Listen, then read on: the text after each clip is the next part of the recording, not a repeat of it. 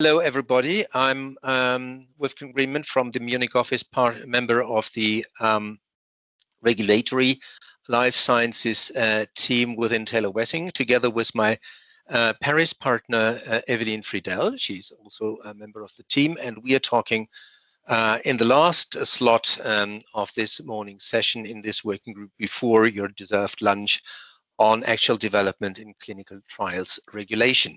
Obviously, that will be a very, very quick run through most recent developments, as we will cover Germany and France primarily.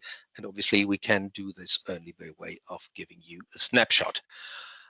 We all will be aware where we are coming from, namely from Regulation 536/2014, which, as you see, is already 7 years old, but still is not actually applied. It is ante portas, and in fact, it's going to be applied as of January next year, most likely. It will repeal the Directive 2001/20 EC, which is still in force.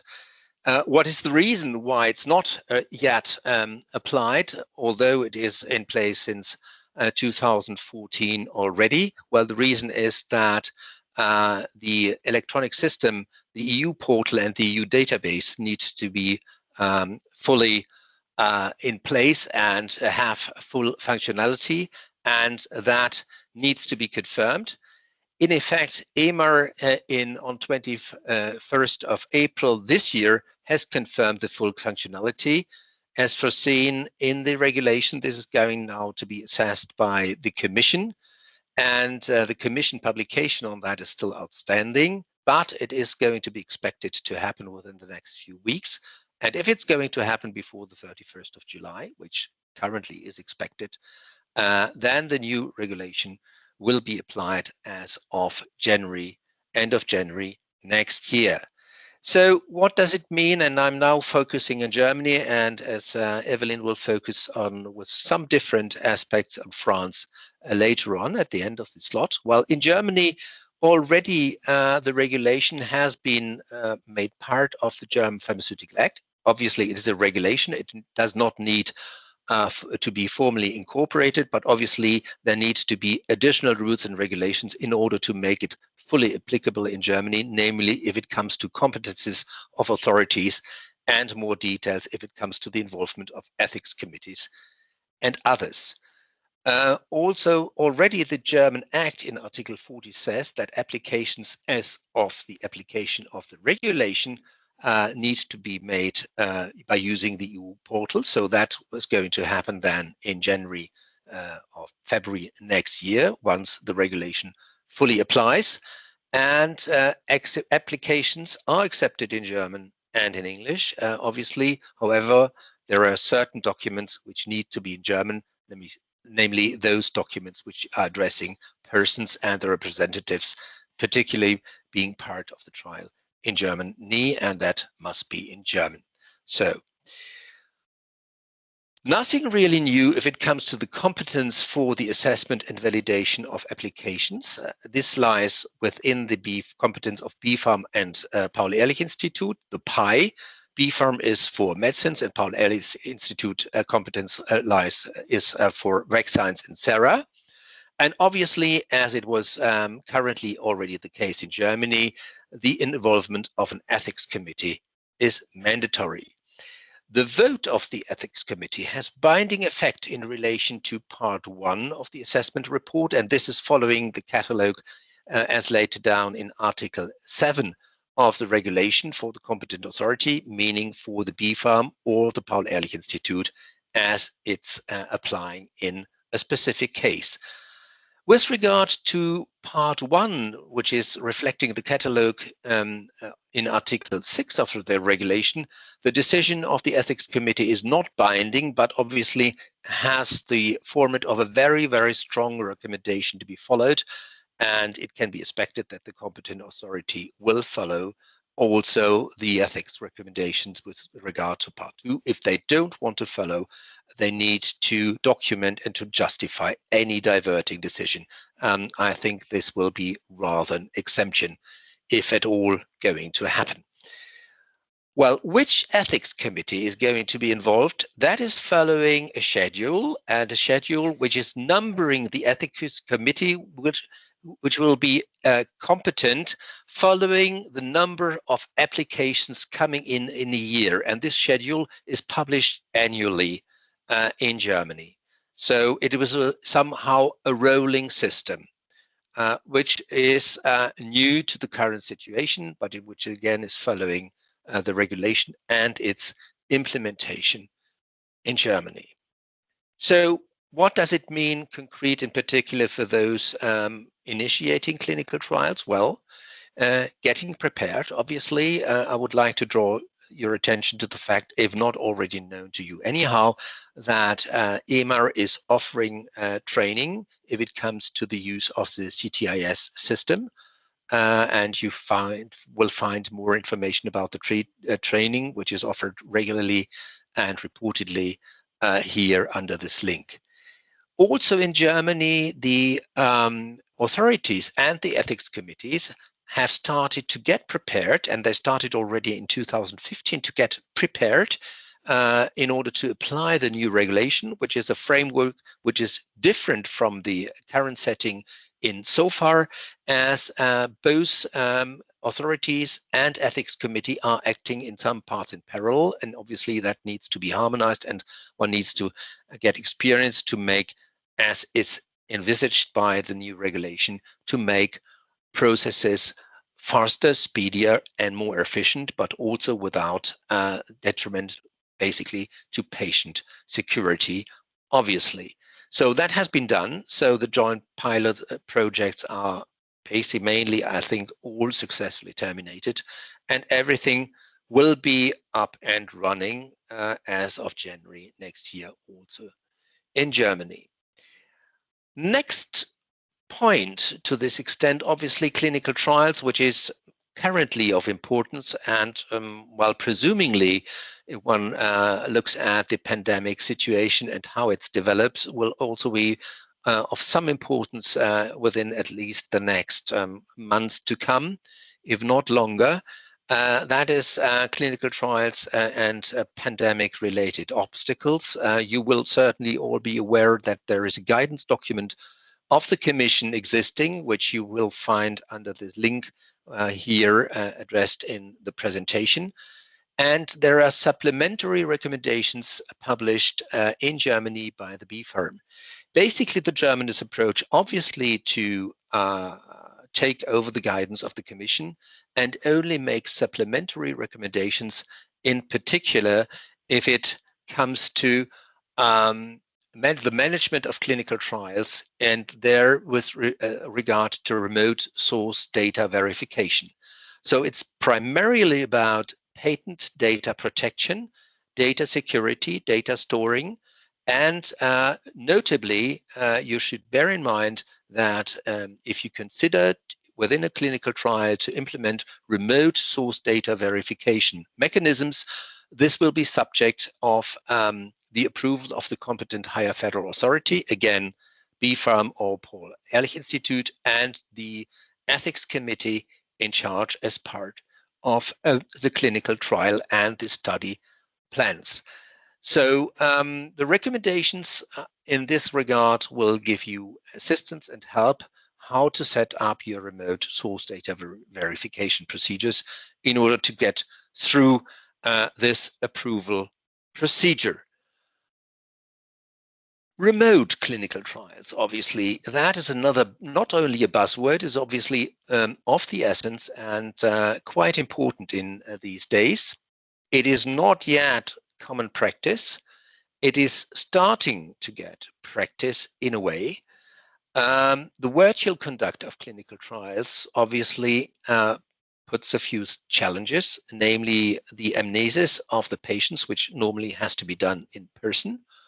And also the interviews done between doctors, patients, trial participants, they also normally have to be done in person. So how can and to which extent one can organize a clinical trial to have this done virtually by using technical means?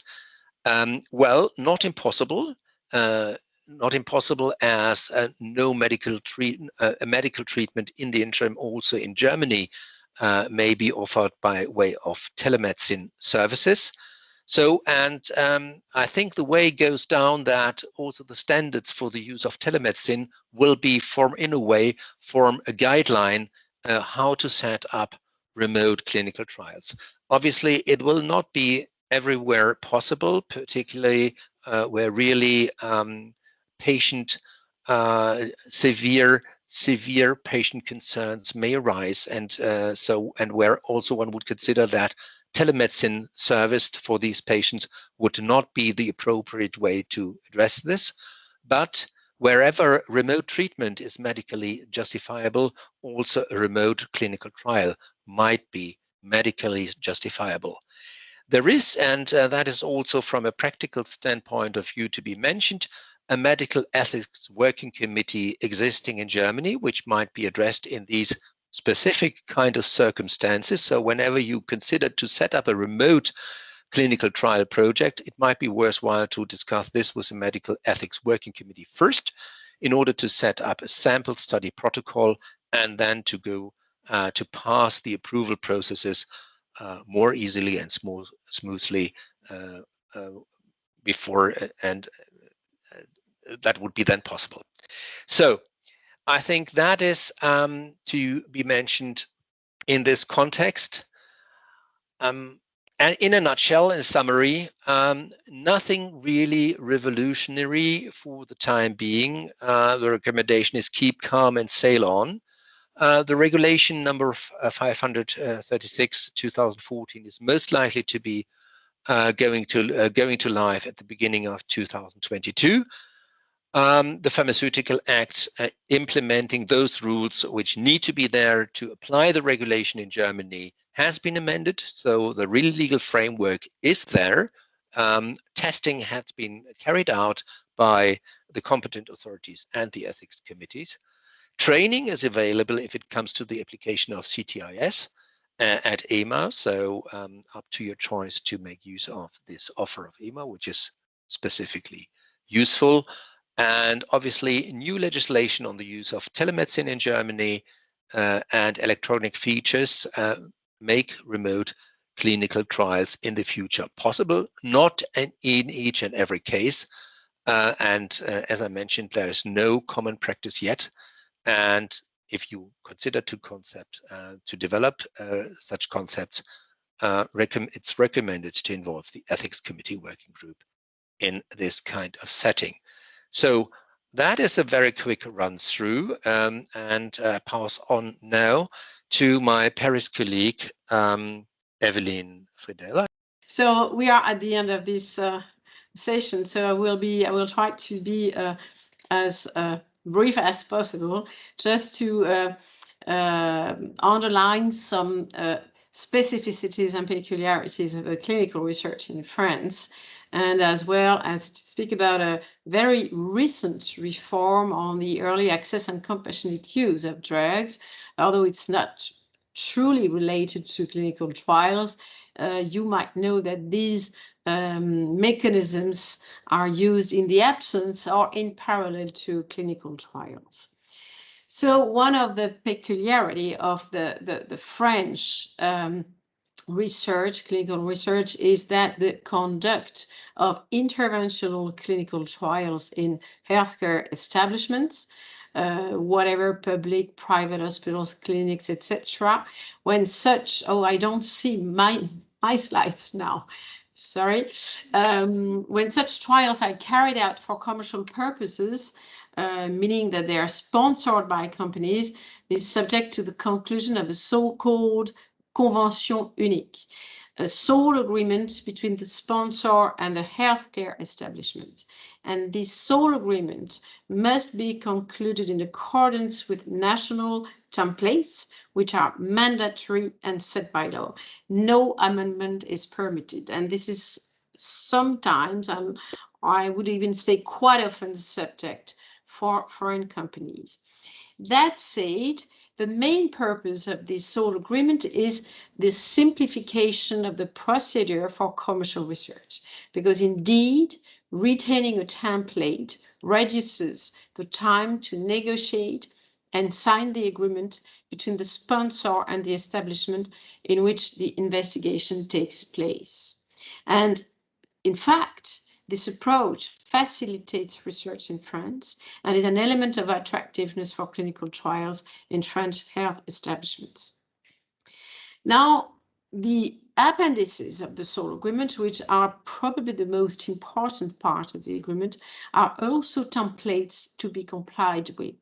And the most important appendices of the sole agreement are Appendix 2, which lists the costs related to the conduct of the clinical trial. And these costs are predetermined and then multiplied by the necessary number of administrative or medical acts. These costs also cannot be changed or modified or negotiated between the parties. They are costs, they are not consideration. About consideration is Appendix 3, which refers to the consideration which can be then negotiated between the sponsor and the health establishment for the services rendered, i.e. for the conduct of the trials. And payment of this consideration must be done to the health establishment, which in its turn can or not can remunerate the investigators. But there is no direct agreement or payment between the sponsor and the investigator.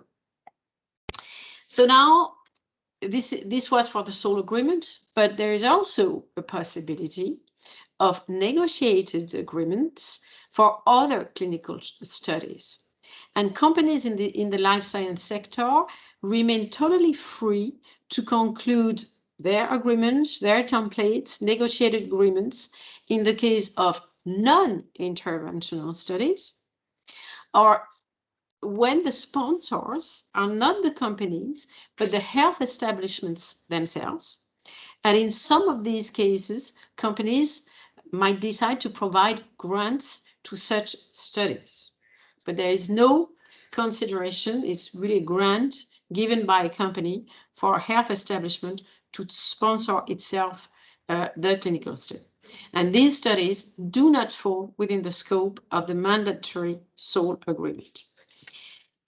Now, a few words on a very recent reform, not yet in force actually, on early access and compassionate use. These new schemes, not entirely new, we'll see, will govern the early access and compassionate use of drugs in the absence of clinical trials or in parallel to clinical trials. This reform should enter into force in a few days on July 1, 2021, provided that the administrative implementation decrees are enacted at this date, which is not the case today. The new legislation replaces actually the existing temporary authorization systems, which are applicable in France for several years now, for about 20, 30 years. So what about the early access? The early access regime applies either to a drug which does not have a marketing authorization in the indication at stake, or no marketing authorization at all, actually, and for which the company has filed or undertakes to file a marketing authorization. It also applies to a drug, it may apply to a drug which has a marketing authorization in the indication at stake, but is not registered for reimbursement yet, and for which the company has filed or undertakes to file within the month of obtaining its marketing authorization an application for registration on one of the official French reimbursement lists. Early access governs the use on an exceptional basis of certain drugs in specific therapeutic indications intended to treat serious, rare, or disabling diseases, and when the following conditions are met. No appropriate treatment exists. The initiation of treatment cannot be deferred. It's often in urgent matters. The efficacy and safety of use are strongly presumed based on the results of clinical trials, and the drug is presumed to be innovative. with regard to a clinically relevant comparator. And this is the new element if we may compare the future system with the existing system of temporary authorizations. Now, what about the compassionate use? This mechanism is intended for drugs that are not necessarily innovative, which are not necessarily intended to obtain a marketing authorization in the indication concerned, but which meet a therapeutic need. Compassionate access allows the exceptional use of certain drugs in specific therapeutic indications when the following conditions are met. The drug is not the subject of a clinical trial or at a very early stage.